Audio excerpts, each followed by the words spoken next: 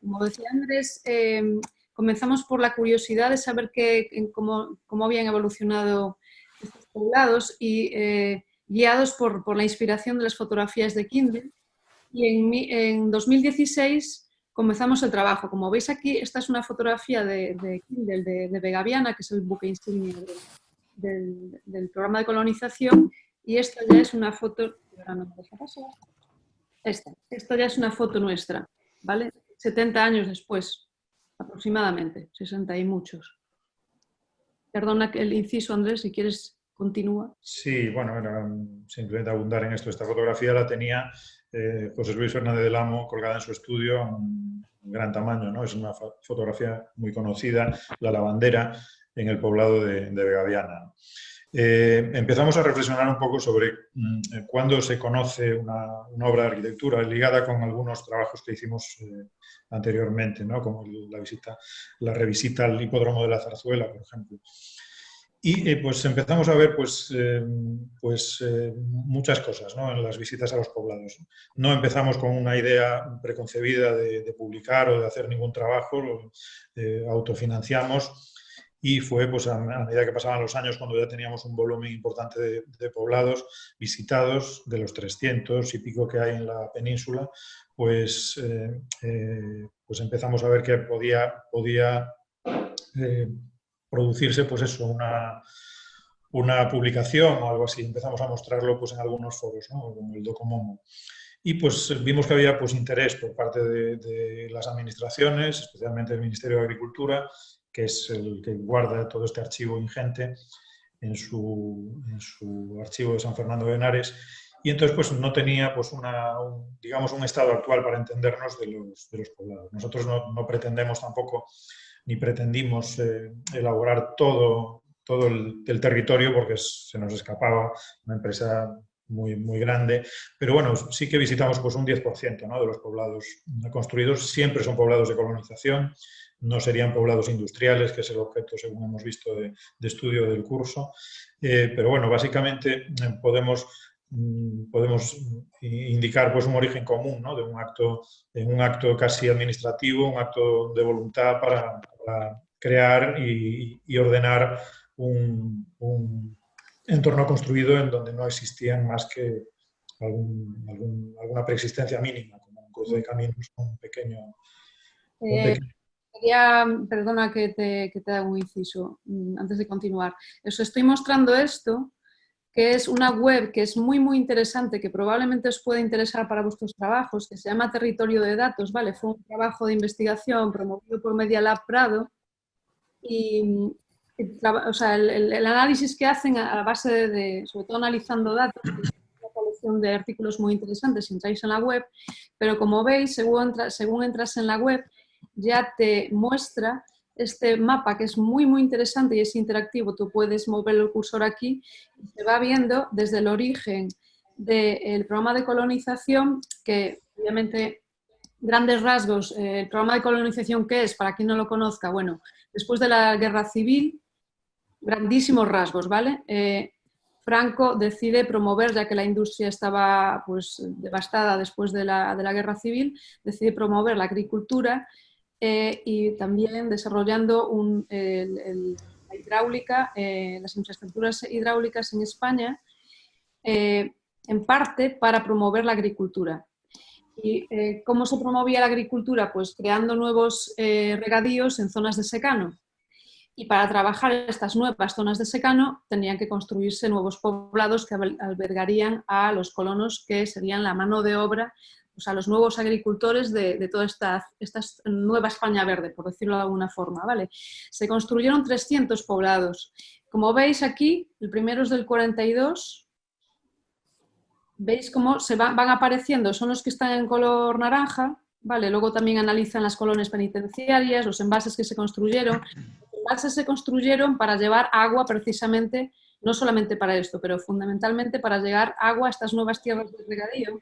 Y de hecho, la gente, en el imaginario colectivo español está más el tema de Franco inaugurando embalses que los poblados de colonización, ¿no? Realmente los poblados de colonización no los conoce tanta gente. Como veis, están distribuidos todas las principales cuencas hidrográficas de la península, ¿vale? Ya veis, sobre todo, donde hay más de estos 300 es en Extremadura y en Andalucía, ¿vale? Se ve perfectamente.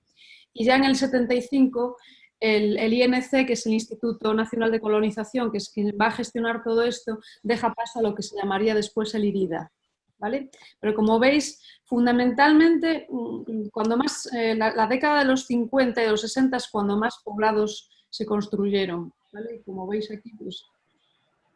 Bueno, hacer un inciso también en la génesis de la colonización, también es importante indicar que se basa y hunde sus raíces pues, en los estudios republicanos del Instituto de Reforma Agraria, el IRA, y que viene a su vez por la filosofía regeneracionista del siglo XIX. Más que nada para intentar evitar pues, el monopolio de Franco y el franquismo sobre este programa, ¿no? Que aun siendo pues, muy evidente su desarrollo en el franquismo, pues se basa pues, en algunos incluso concursos que se hicieron durante la República de poblados de colonización. Bien, es verdad que el proyecto republicano de la colonización habría sido bastante más diferente, ¿no? Bastante diferente del franquista, porque la incidencia de la República en la agricultura era sobre todo por la reforma agraria que se pretendía y que fue pues, finalmente pues, abandonada por su dificultad de salir adelante en el Parlamento, ¿no? Franco pues, hizo una colonización diferente, una colonización más dictatorial, si se me permite, y más ideológica, por así decirlo, ¿no? Con el Estado nacional católico monopolizando pues, los focos de poder. Simplemente es un inciso para hablar de la génesis de la colonización, ¿no? Y como veis, bueno, os empezamos a mostrar fotografías de nuestro trabajo y vamos a mostraros un poco el recorrido del agua, porque el agua realmente es, digamos, el hilo conductor de todas las fotografías y todo el programa de colonización, ¿no? El agua primero embalsada, como por ejemplo aquí el embalse de Pueblo de los Hurones. También comentar que se construían poblados junto a las, digamos, a las nuevas presas para construir las nuevas presas. ¿Vale? No son exactamente poblados de colonización, pero también están relacionados con el programa, ¿no? Y bueno, obviamente desde que se embalsa hasta las tierras de regadío surge todo un sistema de canalizaciones que nos pareció absolutamente fascinante, ¿no? Desde luego antes no nos habíamos nunca fijado en los viajes pues, por carretera, ¿no? De la cantidad de canalizaciones que hay en cualquier zona de la península, que van muchas veces, discurren junto a las vías de comunicación y que las tenemos en todas partes. Y bueno, es de una de las cosas que más nos fascinó, más nos gustaba, digamos, localizar, ¿no? Cuando hicimos los viajes. Como veis, bueno, hay de todo. Canalizaciones a cielo abierto, pues hoy en día han quedado obsoletas y por la evaporación del agua, y entonces pues, se han sustituido por canalizaciones mucho más modernas, con riegos por goteo, etcétera, ¿no? Pero siguen formando parte del paisaje de la colonización, ¿no? Que es, a fin de cuentas, el resultado del programa, ¿no? Una alteración consciente del paisaje, del paisaje español, ¿no? El paisaje del norte, el paisaje de la meseta, paisajes del sur. En general, como decía Ana, pues son para construir regadíos en tierras de secano, pero por ejemplo esta foto de la Terra Chá de Lugo es un lugar donde el agua no es precisamente escasa. Esta es una colonización ganadera, la única que conozcamos de la península. El resto son colonizaciones agrícolas y que se basa pues, o tiene una analogía muy clara con el agropontino italiano, desarrollado también por otro régimen dictatorial como es el de Mussolini. Ahora os contaremos lo del agropontino, os lo contamos al final. Es el precedente más habitual de la colonización en España, ¿no? Bien, continuamos. Comentaros esto, que son, no vamos a decir excepciones, porque no se pueden denominar excepciones, pero comentar el caso de los pueblos inundados, ¿no? No fue tan, obviamente, común que tuviesen que inundarse pueblos para construir pantanos, pero hubo casos, ¿no? Uno de estos fue el pueblo de Oliegos, en León, que sí, en ese caso obligaron a los habitantes de ese pueblo a abandonar el pueblo y los reubicaron en un poblado de colonización, ¿no?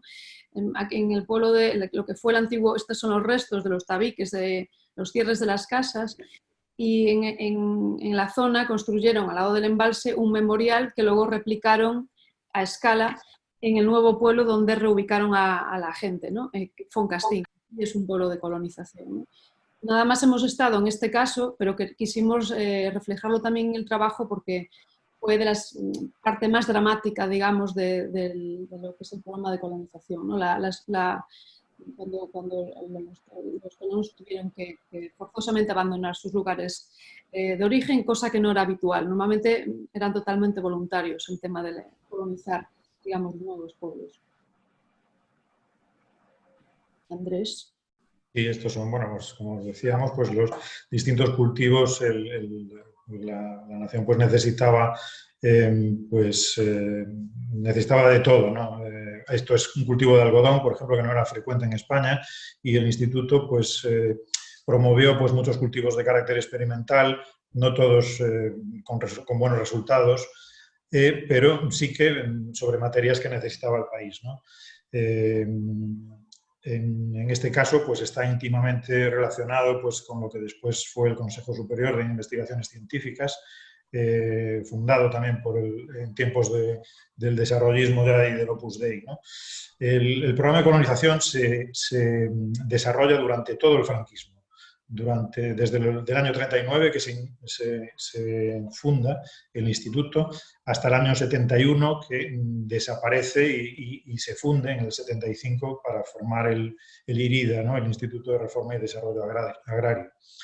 Es una característica muy importante porque además pasa por todas las vicisitudes del franquismo y además pues, explica un poco cómo es un eje de las políticas sociales también de Franco, ¿no?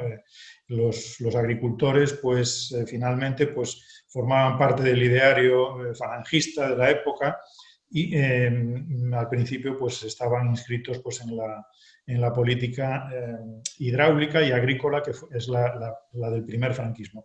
Posteriormente, pues ya en los años 50 y 60, ya con los gobiernos del desarrollismo y de los tecnócratas, la colonización va quedando arrumbada en favor de las políticas energéticas, ¿no?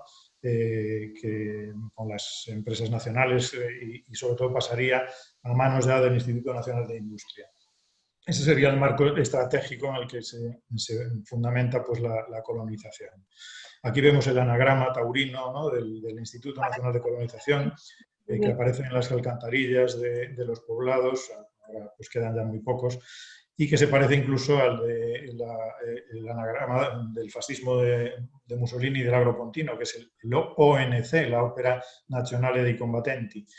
Os lo mostraremos porque tenemos... que será que os hablaré un poquito al final, ¿no? de nuestra estancia romana. La alcantarilla realmente, la etapa de alcantarilla realmente es como el final casi de esa red linfática, ¿no? De agua que nace en el embalse y pasa por las canalizaciones y termina en los poblados, ¿no? Realmente la construcción de la arquitectura es casi como el resultado final de esa agua canalizada, ¿no? Metafóricamente hablando. Pero además... esa agua cuando llegaba a los pueblos y se convertía en arquitectura, no solamente se convertía en viviendas, metafóricamente hablando, claro, sino que también ha dado lugar a una serie de fuentes y abrevaderos en los pueblos que son bastante interesantes, ¿no? En muchos casos. Por ejemplo, estos que os estoy mostrando en el entorno, que fue el primer poblado que se construyó, curiosamente.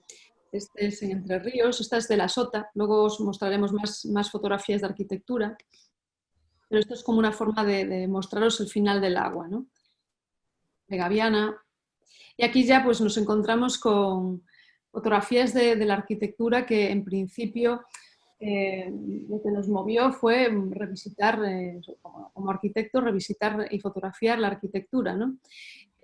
Pues inspirados por esas fotografías de Kindle, ¿no?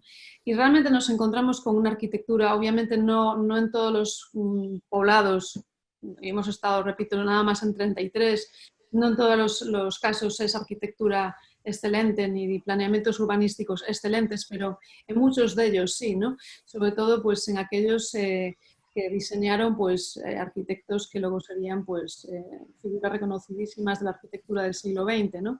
Como el caso de Carlos Arniches, que es coautor del Hipódromo de la Zarzuela en Algallarín, ¿no? Fijaos estos que realmente cuando te encuentras con esto, son fotografías del 2016, 17 y 18, y piensas que esto se desarrolló durante un régimen dictatorial, ¿no? Pues la verdad es que no deja de sorprenderte, ¿no? Y no solamente la arquitectura y el planeamiento urbanístico, sino también el caso del arte abstracto y que pudimos ver en las iglesias, ¿no?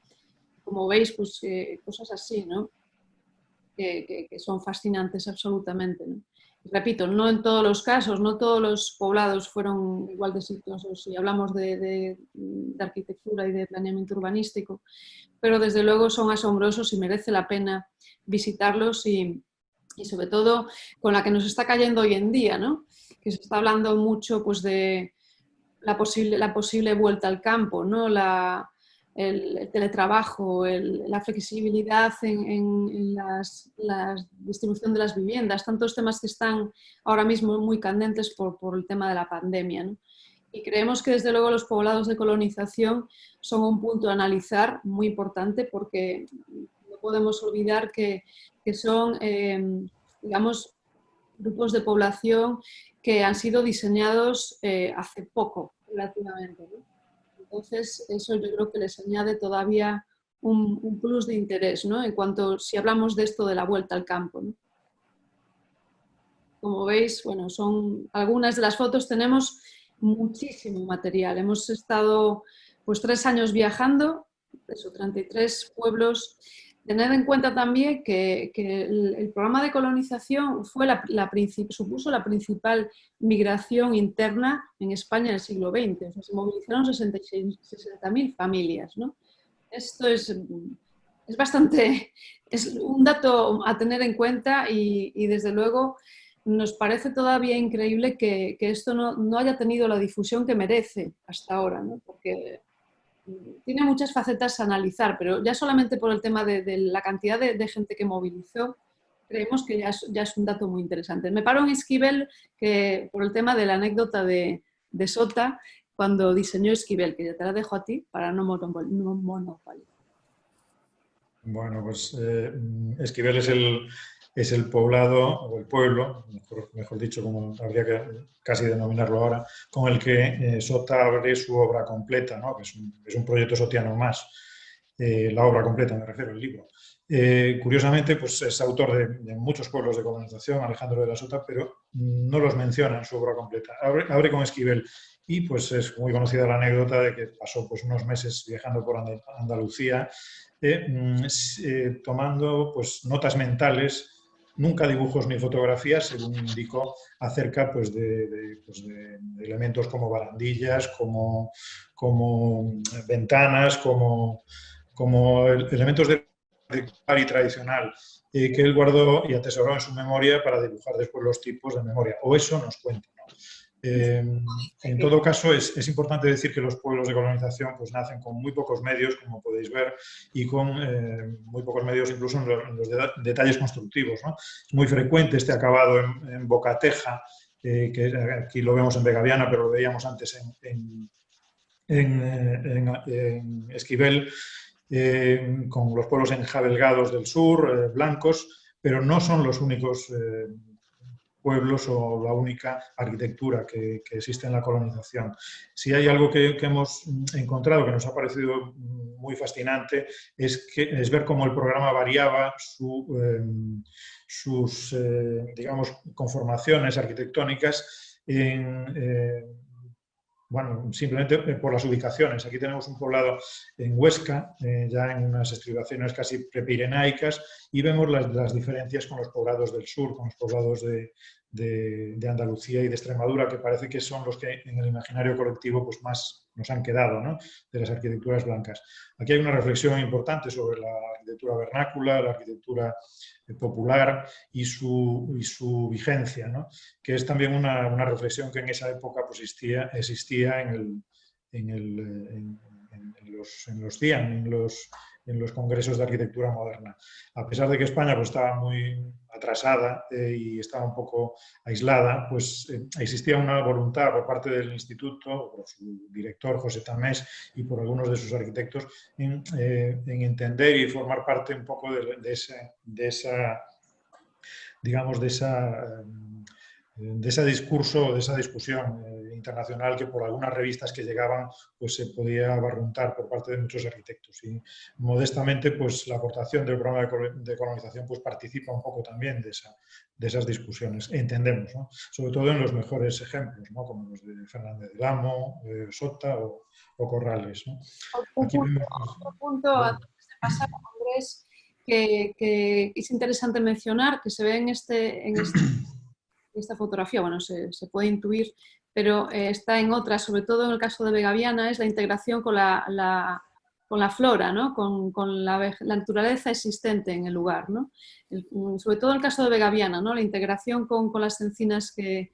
la agrupación de superventanas y todo, cómo se articula el plan urbanístico en torno a esas encinas también es un punto a destacar hoy en día, ¿no? De nuevo con la situación de la pandemia, ¿no?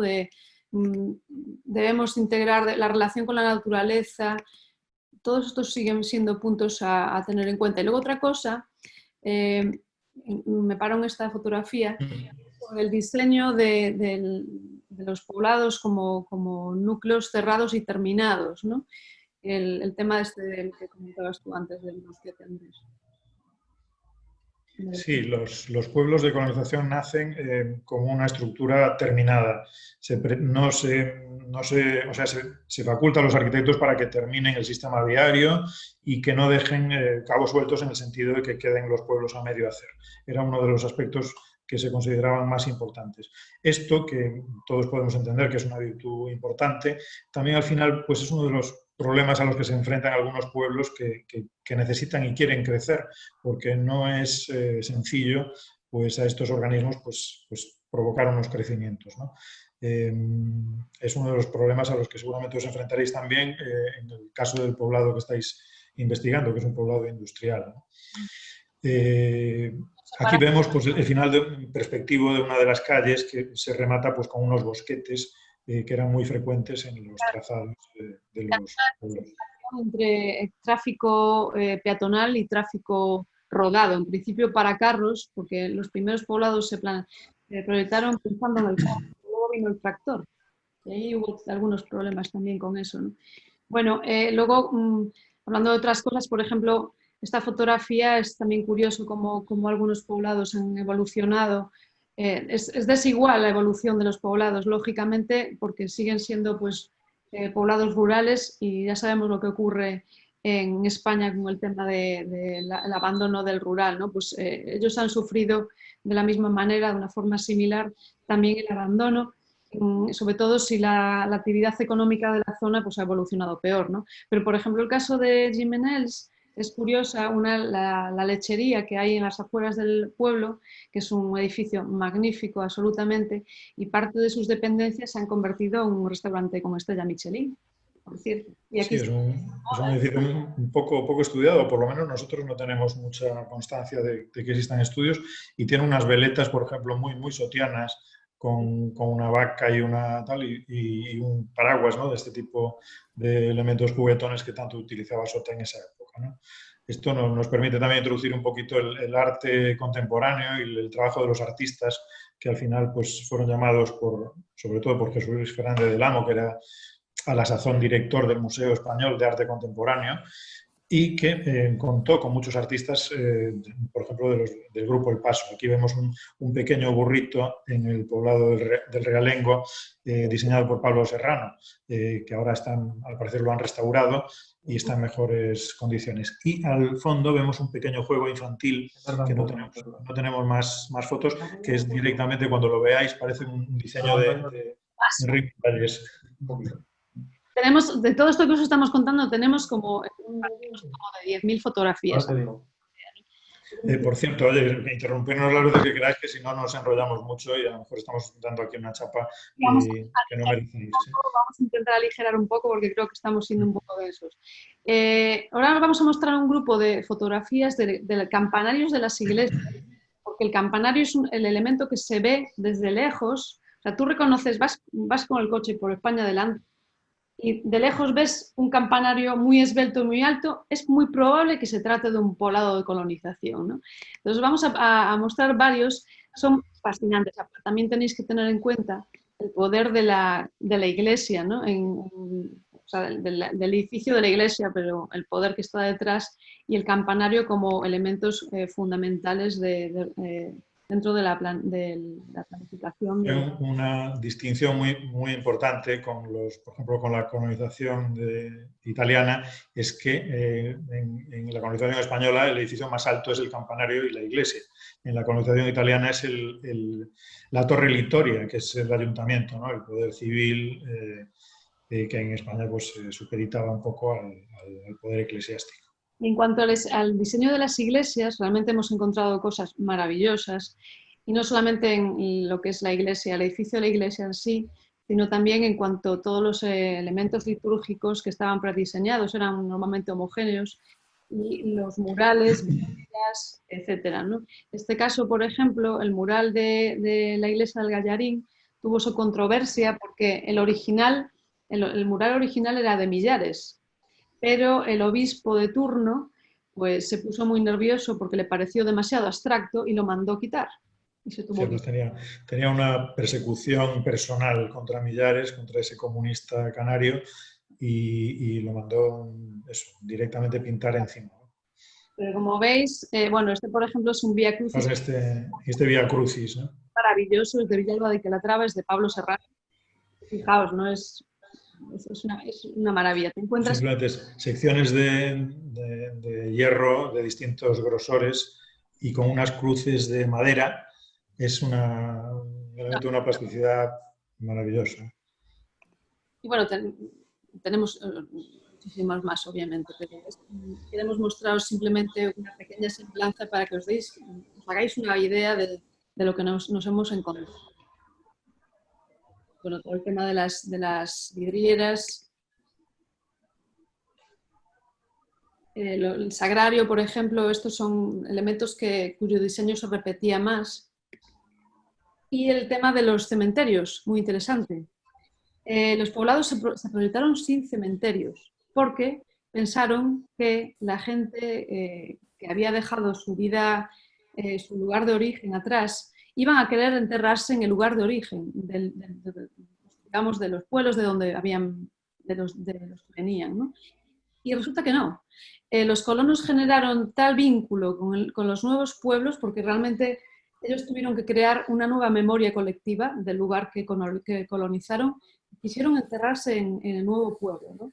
Entonces tuvieron que construir cementerios que se hicieron a posteriori, ¿no? Este es, por ejemplo, este maravilloso que parece casi un paisaje de la Toscana, ¿no?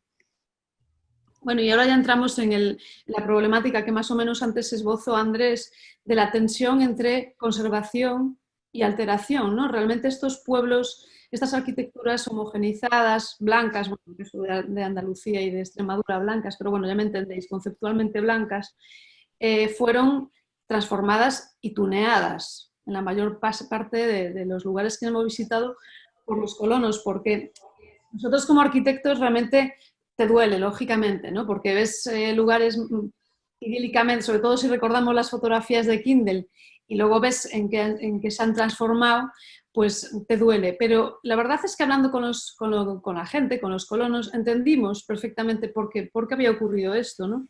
Realmente ellos, las familias querían hacer ese lugar suyo y querían también, digamos, transformarlo para diferenciarse del de al lado. Eran todas las casas iguales, ¿no? O bueno, por grupos, ¿no? Entonces, realmente tú entiendes esto. Luego también entiendes ciertas intervenciones posteriores, más actuales, que son de conservación, pero no están precisamente muy bien hechas, ¿no?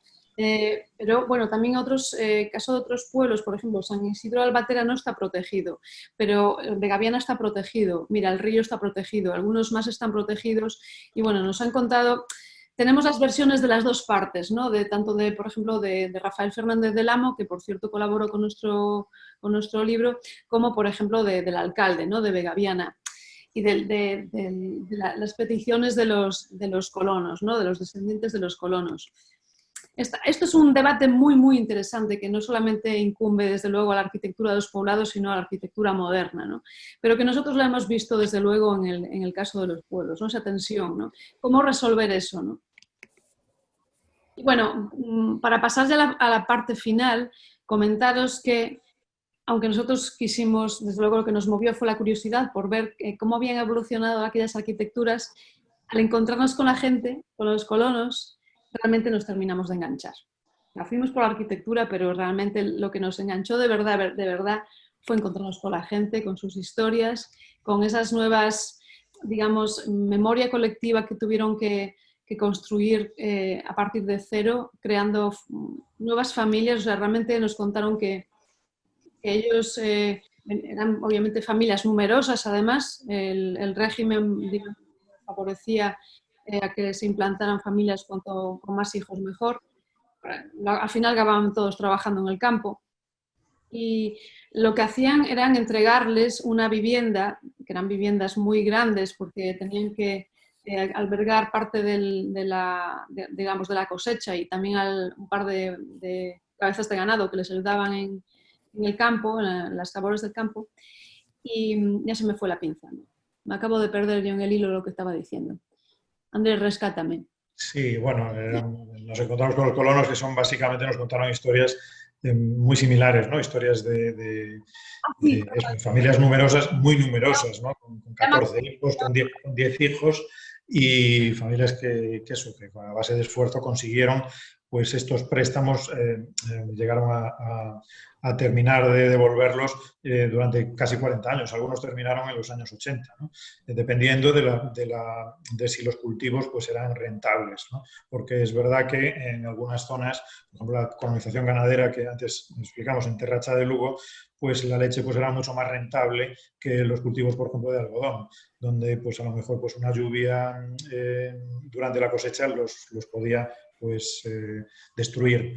Entonces, pues bueno, esta gente, pues los colonos, pues consiguieron devolver esos préstamos que en contra de lo que mucha gente piensa, el instituto no les daba las viviendas y los animales, ¿no? Sino que se los cedía y toda su producción la tenían que entregar al instituto. Y si no producían las parcelas, al final le echaban a esa familia de colonos y cogían a otra familia para reiniciar un poco el proceso, ¿no?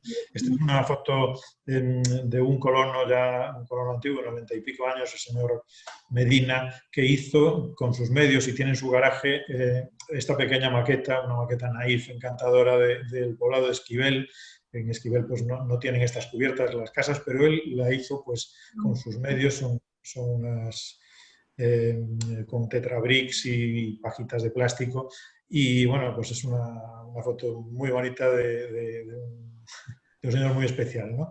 Que estaba encantado, como veis, de que le fotografiasen. Es parte de la historia de los pueblos, ¿no? Y de los poblados que al final, pues como arquitectos, pues como decía Ana, en principio fuimos por unas cuestiones y nos encontramos con otras muy diferentes. En este caso, Tan apasionantes, ¿no?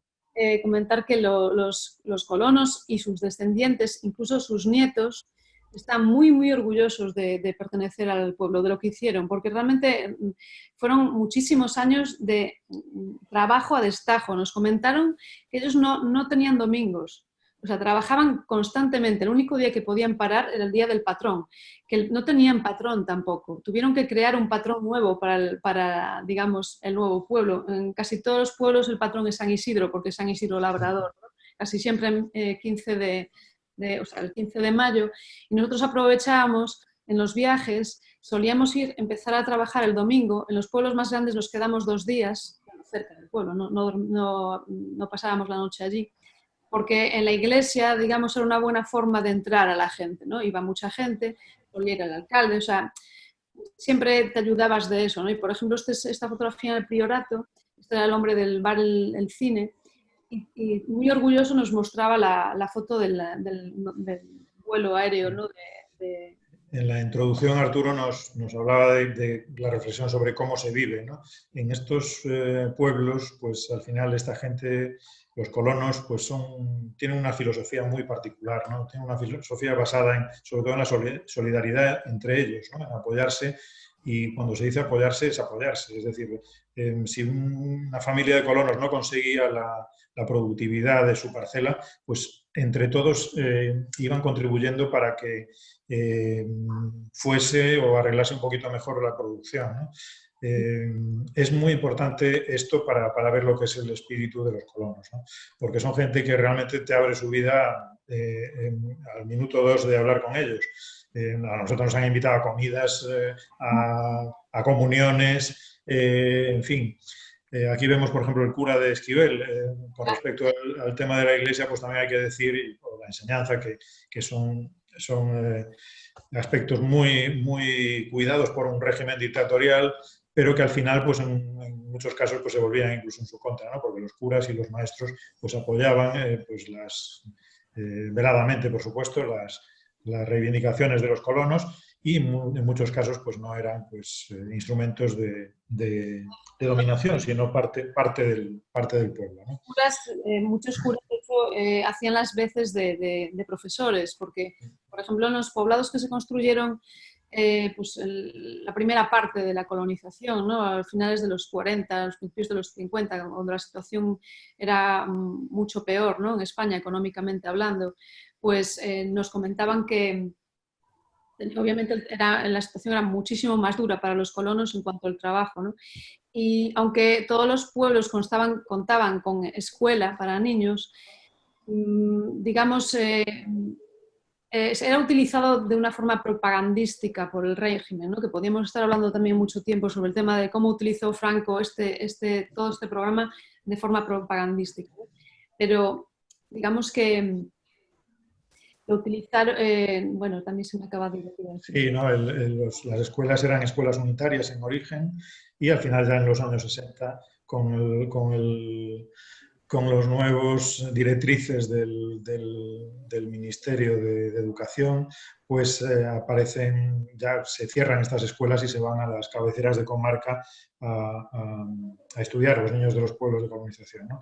Y se abandonan estas escuelas. Es una pena porque son normalmente edificios muy interesantes, que cuentan con grandes ventanales, con patios muy soleados, y especialmente en los mejores ejemplos de arquitectura, como los de Fernández del Amo, o Sota o Corrales, pues son edificios de interés y de valor. Por ejemplo, en Esquivel, que ya es lo que quería contar, perdonadme, nos comentaban que eso, como Esquivel es un poblado construido en los primeros 50, pues la situación era más crítica, y digamos que los niños acababan trabajando en el campo, ¿no? O sea, se supone que los niños durante el día tenían que estar en la escuela, pero no era exactamente así, ¿no? Con lo cual muchos niños perdían clases. El cura, en algunos casos nos han comentado que el cura o el maestro tenían que ir de noche, medio a escondidas, a darles clases a los niños, y si el pueblo tenía un capataz un poco puñetero, pues venía a pagarles la luz. O sea, había historias así, no en todos casos, y lo que sí que hemos visto en general con respecto a los colonos es que no tienen deudas con el pasado. Digamos, hay pueblos que pues, notas que tienen una tendencia más de derechas, otros más de izquierdas, pero lo que hemos notado en todos ellos es que no tienen rencores digamos, con el pasado franquista, ¿no? A pesar de que trabajaron en muchos casos, no voy a decir como esclavos, pero bueno, en muchos casos la verdad es que casi.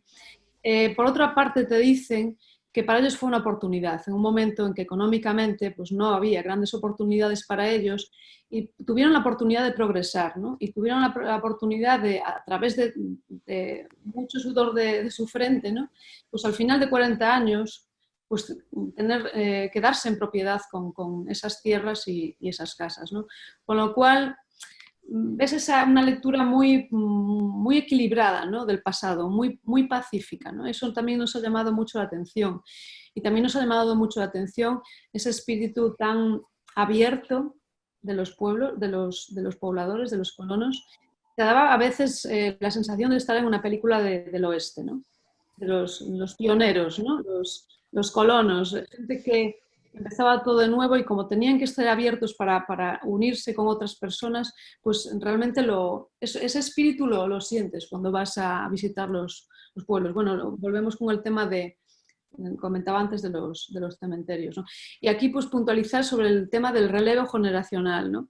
Dependiendo de cómo ha evolucionado esos pueblos, que repito, algunos han evolucionado mejor que otros, los que no les ha ido tan mal, pues hemos visto sí que hay nuevas generaciones, ¿no? Que la gente se ha quedado. Por ejemplo, el realengo, aunque el realengo realmente no es uno de ellos.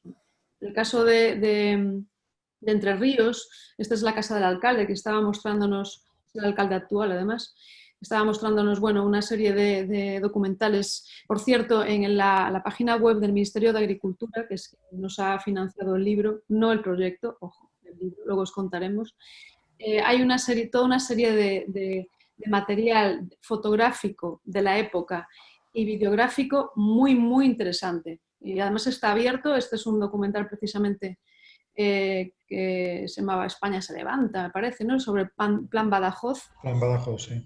El alcalde en su casa. Y Entre Ríos, por ejemplo, es un pueblo que ha evolucionado súper bien, porque la agricultura ya ha evolucionado muy bien, ¿no? Y hay muchísimos niños, por ejemplo, y gente joven, ¿no?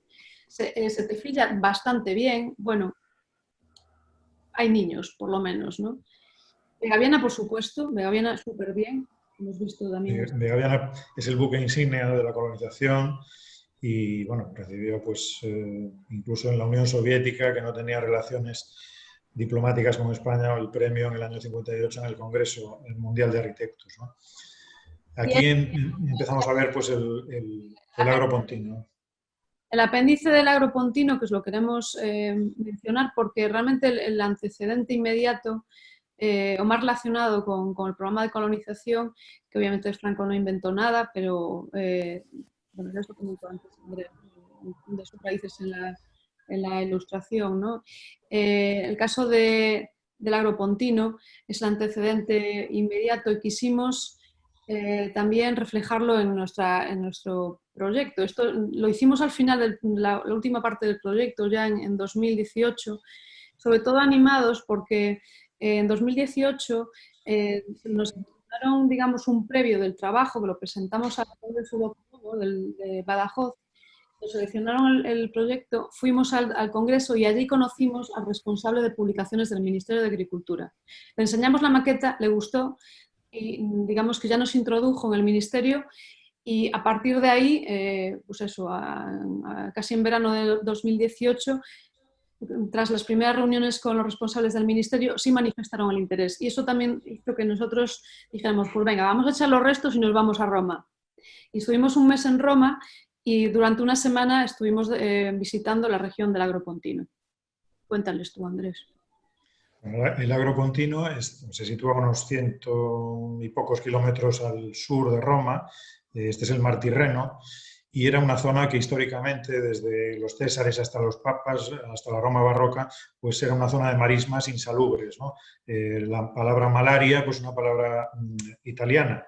Era una zona muy, bueno, lacustre y de unas crecidas del agua, pues el agua se estancaba y hacía invivible y muy peligrosa la zona. Entonces, en el siglo XVIII, pues un ingeniero alemán, Donat, ideó un sistema para que podría, digamos, evacuar estas aguas estancadas, pero por razones políticas pues no se hizo. Y Mussolini, cuando llega al poder en los años 20, en el veintenio italiano, con esa intención de que Italia fuera un país autárquico, igual parecida a la de Franco, pero con la diferencia de que Italia, pues en esos años, en los años 30, principios de los 30, era un país mucho más pujante, no era un país empobrecido como la España de posguerra, pues construye en muy poco tiempo este sistema de canales y de acequias, que es básicamente lo que genera el nuevo espacio agrícola, ¿no?, del agrocontinuo. Se va a poblar con colonos que va a traer, a diferencia del caso español, de zonas muy alejadas, del Véneto o de la Emilia-Romagna. En el caso español, pues se vio que se producía un gran desarraigo de los colonos y el franquismo pues intentó siempre, en la medida de lo posible, que es casi siempre, que los colonos proviniesen de de zonas mucho más cercanas, ¿no? El agropontino es una colonización dispersa, igual que la que podemos ver, por ejemplo, en la Terra Cha, y tiene una arquitectura mucho más convencional. Estas son las viviendas que se llaman podere, las viviendas de los colonos, y pues se ejecuta de golpe, por así decirlo, ¿no? Os recomendamos, si os interesan estos temas, la lectura de un libro que es del escritor Antonio Pennacchi, que nos ha hecho también una colaboración en nuestro libro, un premio Strega de literatura italiana, que es Tierra de Nadie, ¿no? Que España es el único país donde no se ha denominado con su nombre oficial, que es Canal Mussolini, que es el nombre del canal grande que pasa por hacia donde van todas las acequias y que desembocan en el mar Tirreno, ¿no? Que podéis ver aquí. Ahí se establece por la epopeya de la colonización italiana. Lo de ONC, ¿no? Opera Nazionale Combattenti, que es curioso el paralelismo entre el INC español, ¿no? Instituto Nacional de Colonización, y el ONC, Opera Nazionale Combattenti, que fue el organismo que promovió la bonifica integrale. Y en el caso de los podere, bueno, poderi en italiano, ¿no? Cada una de estas casas tenían pues la marca del ONC y el número, no es la fecha obviamente, ¿no? Cada uno tenía un número, y si eran, digamos, casitas independientes. Bueno, allí lo que se ha evolucionado, y parece ser que es una de las zonas de mayor producción de kiwi de Europa. Lo hemos visto, es una de las plantaciones de kiwi. Y veis una de las parcelas con una vivienda unifamiliar, ¿no? Y que es exactamente, bueno, exactamente no, se parece a, como decía Andrés, a lo que vimos, que es la única excepción. El agropontino está atravesado por la vía Appia y pues hay la diferencia fundamental con la colonización española es que existen 5 polos, que son las 5 grandes ciudades, que son Latina, Sabaudia, Aprilia y Pomezia, y Latina, que son las que jerarquizan pues, toda la estructura, ¿no? Excluidas estas grandes ciudades, el sistema es similar pues, al que podríamos ver en la Terra Cha, ¿no? Un sistema disperso. Y en principio pues no iba a ser una colonización con grandes ciudades. Mussolini estaba en contra de ese tipo de urbanismo, pero lo impusieron, por así decirlo, los planificadores, y al final las hicieron pues, en 6 meses. Fijaos, la ciudad de Litoria, que es la actual Latina, se construyó en 6 meses. Y al final Mussolini lo que vio es el gran rendimiento propagandístico que le podía sacar al fundar en tan poco tiempo este tipo de organizaciones, ¿no? Y de hecho era uno de los temas que más le gustaban. Iba frecuentemente aquí a estos lugares, se descamisaba y se ponía a cosechar el trigo con ellos, ¿no? En lo que llamaríamos hoy un populismo desatado. Muchísima documentación fotográfica. En el caso español, por supuesto, pero en el caso italiano es una pasada, porque precisamente Mussolini se cuidó mucho de que todo eso quedase registrado, ¿no? Precisamente por su afán propagandístico. Esto está muy bien narrado en el libro que os comentaba Andrés, lo recomendamos fervientemente.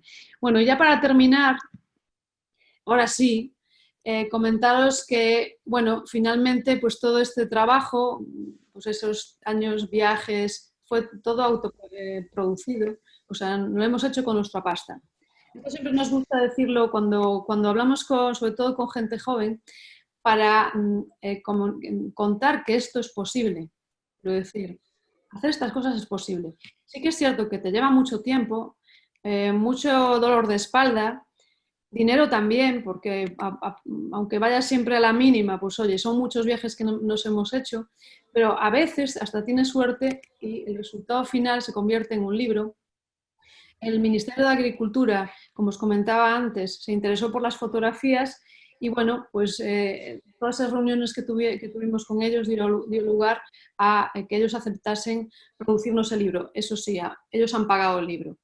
Y además, a última hora ya de estas negociaciones apareció la editorial Turner, que, digamos, ha editado el libro y además lo distribuye, con lo cual para nosotros pues es bueno, porque lo que nosotros pretendimos es crear un libro divulgativo. Hay muchas tesis, hay estudios académicos sobre el tema de la colonización, pero no hemos encontrado nada, digamos, que tuviese este afán divulgador de un carácter generalista, ¿no? O sea, que a cualquier persona no tiene por qué ser, pues eso, ni sociólogo, ni arquitecto, ni ingeniero, le pudiese interesar nuestro libro, ¿no? Y como teníamos muchísimo material fotográfico, precisamente durante el congreso del Docomomo, una vez que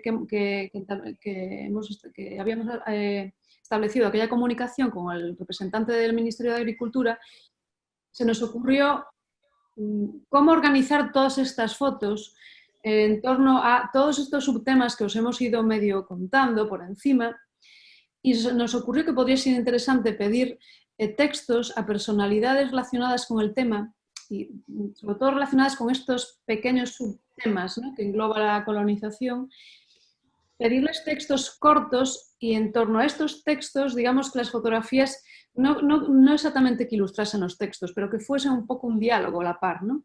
Y tuvimos muchísima suerte porque casi todas las personas que se lo pedimos nos dijeron que sí.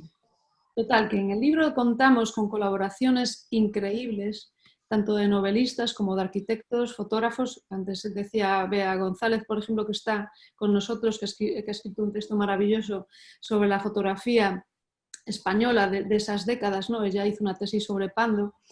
Y además, incluso, pues eso, textos de los dos arquitectos que todavía están entre nosotros más importantes que participaron en la colonización, como Fernando de Terán y Fernández Alba, ¿no? Y también, bueno, hay un pequeño anexo con las planimetrías y una pequeña descripción de cada pueblo. Y abundando en esto que dice Ana, nos ha parecido también necesario abrir el foco hacia otras disciplinas, ¿no?, como la literatura, como la sociología, como el arte y como bueno, la ingeniería, ¿no? Y entonces pues hemos contado pues con diversos profesores o colaboradores que han enriquecido pues la visión que habitualmente pues se pueda tener sobre la colonización, con aportaciones a nuestro juicio muy interesantes, ¿no? En fin, este es el resultado, ¿no? No sé si nos da tiempo a poneros, no sé cómo vamos de tiempo, Arturo, no sé si nos da tiempo a un breve vídeo de 4 minutos o no. Claro que sí. Es que hemos hecho un pequeño vídeo con el making of, obviamente. Nosotros no somos videógrafos, ¿vale? Queremos conseguir la pasta para hacer un documental, eso sí. Sabemos cómo, pero eso ya son palabras mayores porque obviamente hacer una película pues no es tan, digamos, autofinanciable de esta manera que hemos hecho nosotros, pero no perdemos la fe, ¿no? Pero lo que sí hemos hecho es... yo iba con las cámaras grandes, por decirlo de alguna forma, las fotográficas, y Andrés iba con la cámara de vídeo. Y entonces con vídeo lo que hicimos fue registrar lo que veíamos, eso, sin un afán artístico, sino de registro, y con eso hemos... Dale, Ana, ponlo. Venga, no me enrollo más. A ver, ¿dónde la tengo? Espérate un momento. Pero por lo menos para que veáis un poco cómo fue el asunto, creo que suficiente. Pero la tenemos que volver a hacer en plan más bonito. A ver, meto y ahora la comparto. Un segundito, dejo de compartir esto y me comparto el vídeo. Aquí está. Vale, aquí está, son 4 minutos, ¿vale?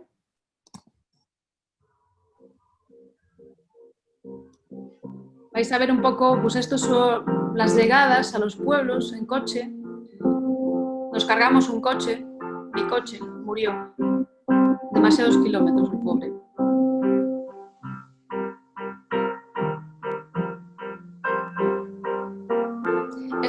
Además, este vídeo lo hicimos para la Bienal de Venecia de 2018, porque nos seleccionaron también, es un pequeño avance del proyecto, no teníamos terminado, y bueno, nos pidieron que lo subtitulásemos, por eso está en inglés también, para incluirlo en los contenidos del pabellón cuyo lema era Becoming.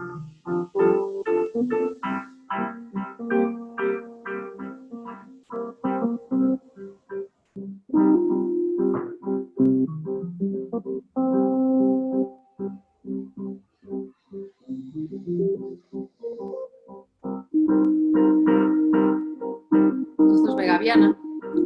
Como veis, es bastante impresionante llegar a ver a Viana. Esto es Algallarín, Esquivel, Villafranco de Guadiana. Villafranco de Guadiana, que tenía una campanario muy curiosa.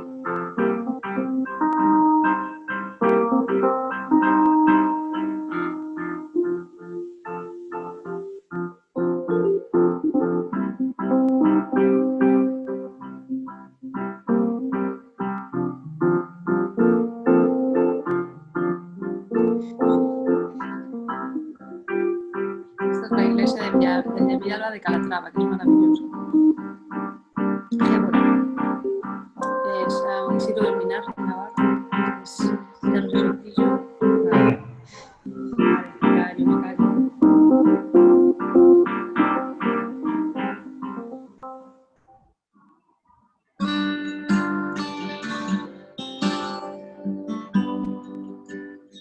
¿Sabéis lo grandes que son? Esto sí que tengo que decirlo. Lo grandes que son las viviendas por dentro.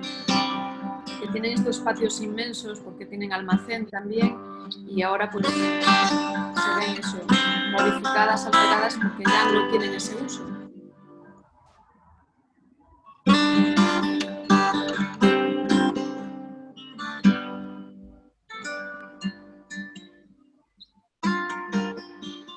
Y el lote de la tierra la daba la adjudicaban ellos.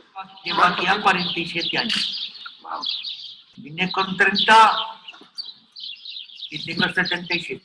El padre con un colchón aquí, me acuerdo, con un colchón yo Sí. y maleta así todo, y los pillos todos detrás como los pollitos. Los sábados era cara al sol con la camisa. Franco decía, aquí hago un pueblo. Un pueblo que hacía. Aquí hago un pantano que haría. Y el instituto, herida, lo que hay ahora, todo eso ha salido de las espaldas de los agricultores. Tierras cultivadas fueran en general secanos más o menos fértiles, y aunque se aprovechaban algunos manantiales, la producción era pobre y los pueblos también. El sacrificio que conlleva el campo y lo que se ha vivido en este pueblo, de cargar las sacas de pimiento.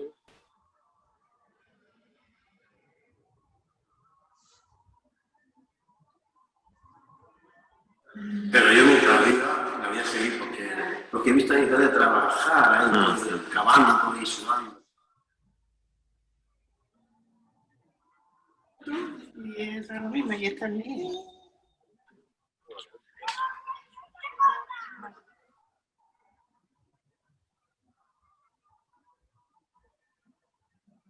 Pasa y una mujer muy bonita por la calle vi pasar y la dije es guapa y nada más y se la puso la carita y anda de bien. Bueno, pues esto es todo, amigos.